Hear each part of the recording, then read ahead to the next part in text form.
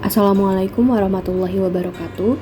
Saya Nindya Septiani dengan nomor induk mahasiswa 2011201004 dari jurusan HTN kelas C semester 4. Di sini saya akan membahas sedikit materi dari 2 pertemuan ke belakang dalam mata kuliah Qawaid Fiqhiyah mengenai definisi Qawaid Fiqhiyah dan kaidah kebijakan seorang pemimpin terhadap rakyatnya bergantung pada kemaslahatan. Oke, sebelum memulai materi, di sini saya berharap semoga semuanya dalam keadaan sehat dan dalam lindungan Allah Subhanahu wa taala. Amin. Oke, masuk ke materi pertama mengenai definisi Qawaid Fiqhiyah. Qawaid Fiqhiyah ini terdiri dari 2 kata, qawaid dan fiqhiyah. Qawaid sendiri punya arti dasar, fondasi atau asas. Yang mana qawaid ini atau kaidah ini terutama dalam kaidah agama ya, punya bentuk yang abstrak, gak kelihatan, tapi punya power buat jadi dasar kita dalam memahami hukum Islam. Sedangkan fikih punya arti pemahaman, faham, memahami. Pemahaman di sini bukan cuma sekedar ngerti, bukan cuma sekedar paham, tapi pemahaman di sini jadi hasil dari proses kita mencari tahu.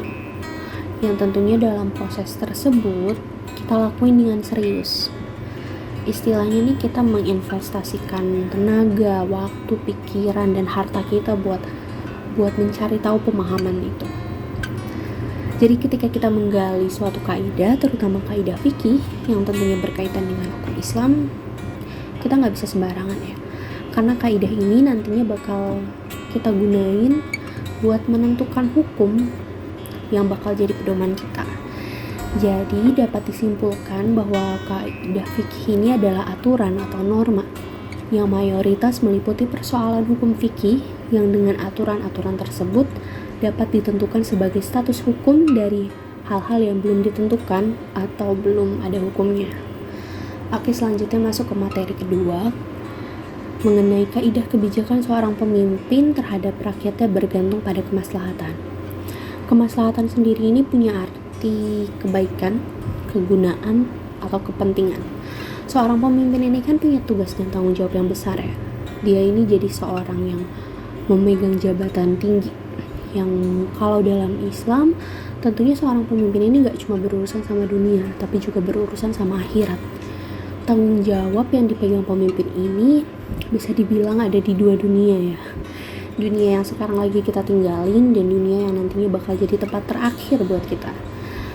Seorang pemimpin bakal jadi panutan yang secara langsung pemimpin tersebut punya tanggungan buat memberikan contoh kepada orang-orang yang ada di bawah kepemimpinannya.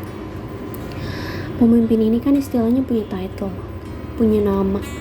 Dari titlenya ini, seorang pemimpin punya hak buat kita hormatin, punya hak buat kita patuhin. Tapi di samping haknya dia, ada juga kewajiban buat membawa kebaikan untuk rakyatnya.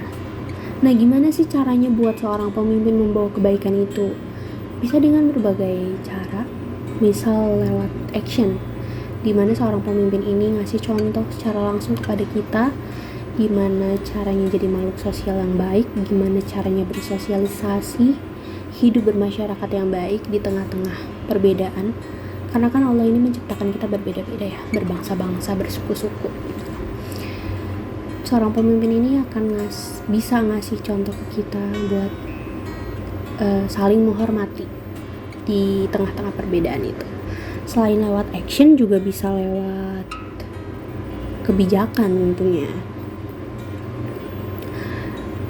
Jadi seorang pemimpin ini gak bisa sembarangan dalam membuat kebijakan. Karena pemimpin yang baik harus mempertimbangkan agama, akal, kehormatan, dan martabat yang dimiliki semua manusia, bahkan semua makhluk hidup. Supaya apa? Supaya kebijakan yang dibuat ini nantinya bakalan menuntun manusia dan bakalan memperbaiki manusia untuk menjalani kehidupan yang sesuai dengan norma dan aturan dan syariat agama tentunya. Oke, cukup sekian dari saya, kurang lebihnya mohon maaf, semoga dapat dipahami. Wassalamualaikum warahmatullahi wabarakatuh.